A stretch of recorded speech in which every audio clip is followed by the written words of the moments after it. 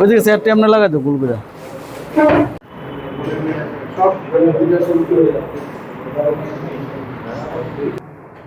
বন্ধুগণ, আমরা সনাতনী হিন্দু সেনার দ্বিতীয় বর্ষপূর্তি পালন করতে যাচ্ছি এবং আগামী 2রা অগাস্ট 2026 আমরা বিভিন্ন অনুষ্ঠানের মাধ্যমে সনাতনী হিন্দু সেনার দ্বিতীয় বর্ষপূর্তি আমরা পালন করব এবং এবার আমরা বাইপাস কাঁঠালতলী 18 সূর্যমণিনগর বিধানসভার অন্তর্গত জায়গায় আমরা আমাদের কর্মসূচিগুলি আমরা নিয়েছি।